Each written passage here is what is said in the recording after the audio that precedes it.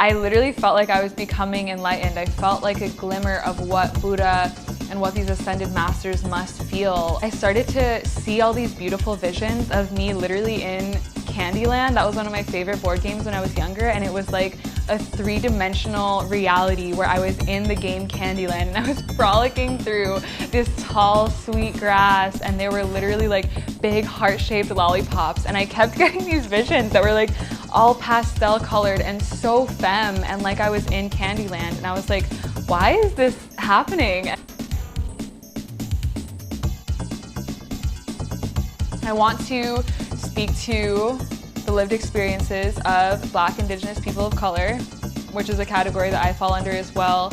I've heard other people say that they've had ancient past lifetimes in these different groups, and sometimes that's been a little bit triggering for me because BIPOC individuals have experienced racism and profiling and just so much heaviness in this world in the United States because of their identity and background, and so it can feel a little bit like, it just feels triggering sometimes when a white person is like, oh yeah, I was Black in a past lifetime, and so I empathize. It's just kind of like, it's just a hard pill to swallow. I debated putting this online at all, and I actually wasn't going to. I wanted to keep this experience so sacred and close to my heart and not really up for judgment or debate by an outside perspective. And I just wanted to be fully stabilized from within, not needing anything external, and part of me thought that plant medicines can become a vice of some sort, like that's your only way to connect with spirit and source, and I didn't want that to be the case for me.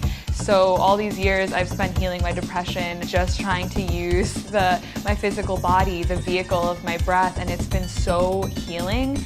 But I felt like there were aspects of my subconscious and ancestral wounds and trauma that I wasn't able to tap into just through my embodiment practices and through my yoga practice. And so that's what really started to call me to the medicine, was wanting to look at these things on a deeper level that I actually don't have access to with my normal state of mind. I've never actually seen what my soul looks like, but I was starting to see that in the medicine journey, just the grandeur of it, having this ancient soul like so many of us on this planet. And then I started to feel immense feelings of sadness for my younger self. So I started to go into my childhood home, all of my childhood experiences where I was getting hurt, and I started to feel immensely sad. I just was crying and sobbing so much, and it felt like I was revisiting every moment where my childhood innocence was lost, and I was just grieving it. It was like I was having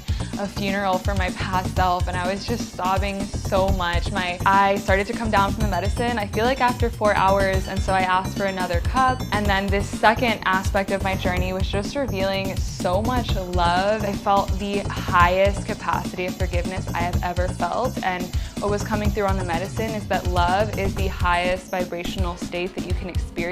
So I was just holding myself and feeling how enchanting it felt to be in this body, and I was like rubbing my nipples a little bit and just feeling so curious to explore myself without the intense trauma of my childhood and sexual trauma I've experienced. And there were literally flowers and gardens growing in between in my womb, and it was like my body was this beautiful lush garden, and it wasn't tainted at all, and it was just so heavenly and luscious. And I put my hands on the outside of my yoni over my underwear. I was just feeling my body for what felt like the first time ever, feeling like this body is my own, this body is mine to explore, this body is heavenly. And I have never felt this level of acceptance and reclamation of my physical self. My yoni just felt so beautiful and incredible to touch, and like this wondrous thing that I've always had access to.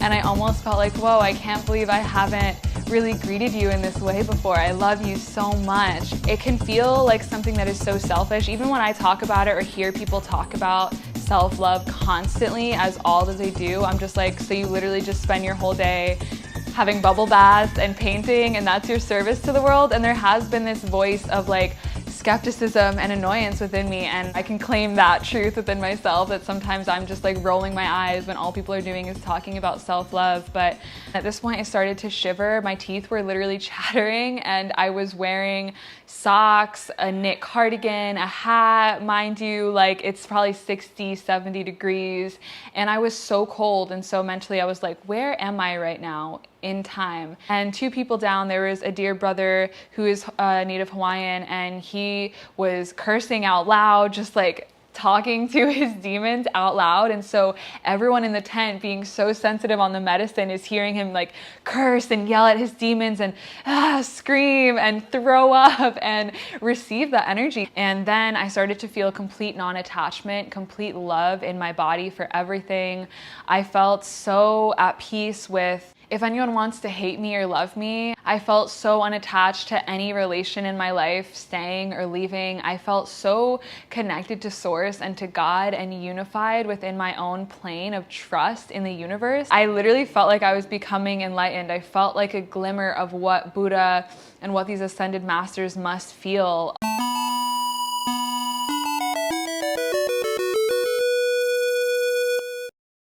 If you're vegan, or if you're even a little bit vegetarian, or if you just spend time on YouTube channels such as my own and Hitomi's, you've probably gotten tired of hearing about how we treat animals so much worse than we treat human beings. It's really interesting to pay close attention to those cultural exceptions to the rule, those cases in which we treat ourselves far worse than animals, cases in which our expectations of human beings, strangely, are so much lower than our expectations for animals. If you see a cat that's high on catnip, or if you see a dog that's been given hallucinogenic drugs by some coarse, crude people at a party, just for their own amusement, just to see what'll happen if this dog gets high, just see what'll happen if the dog hallucinates. If you see a cat or a dog bumping its head into a wall, pouncing at imaginary mice that just aren't there, don't you regard it as pathetic? Don't you regard it as something cruel and inhumane that a human being has done to an animal? When you read about experiments in laboratories, whether those are done to dogs or cats or apes or what have you, with these same hallucinogenic drugs, do you imagine that the animals in those laboratories are becoming spiritually enlightened beings and leaders in their own species? Do you think, oh, isn't it wonderful that in a laboratory somewhere there is a dog or a cat or a monkey that's being given these mind-altering drugs so that we can dissect their corpse afterwards and evaluate exactly how much brain damage we do to ourselves with this same habit? Now, I've been all around the world, people. It's not uncommon to be on a beach where there are monkeys and there are tourists, and where the monkeys develop a taste for the alcohol, and where monkeys, sometimes the amusement, sometimes the shock and horror of the tourists, the monkeys run down from the trees to grab a bottle of beer, to grab a bottle of whiskey or vodka. Don't you feel sorry for the monkeys? Don't you feel a sort of contempt for humanity when you see these animals inflicting brain damage on themselves and having no real comprehension of what it is they're doing or why? These sad creatures that find enjoyment in poisoning themselves, in intoxication.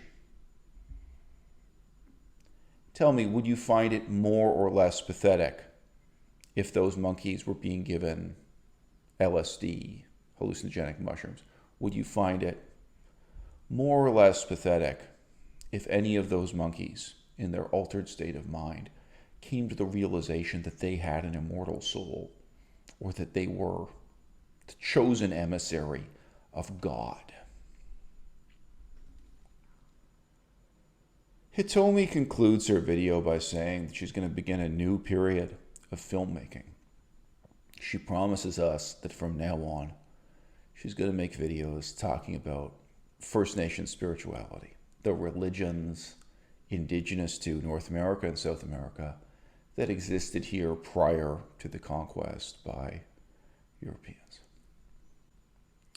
Hitomi, I have a really simple challenge for you. I want you to ask exactly the same questions of those religions that you would ask of Christianity, Judaism, and Islam. I know it's going to be hard for you. I want you to ask, in those religions, did they have slavery? Did they have torture? Did they capture their enemies in war and torture them to death? In those religions, what was the status of women? What was the relationship of leaders to followers, of despotism as opposed to democracy? These same questions that we use to embarrass Christians and Muslims in our time, and quite rightly, in drawing their attention to the extent to which they are continuing to propound an ancient, brutal religion based on slavery, torture, and forms of political authoritarianism that are simply not acceptable in the world today. Hitomi, you've asked those tough questions about Christianity, Judaism, and Islam, and because of the answers you found, you rejected those religions. But when it came to Buddhism, you just wouldn't ask. When it came to Hinduism, you just wouldn't ask. And now, as you're beginning a new chapter on your spiritual journey, I'm challenging you. Do you want this next chapter also to be about the blind leading the blind? Or do you want to know? Do you want, in brief, to go on living in Candyland? Or do you want to join us in historical reality as it continues to unfold?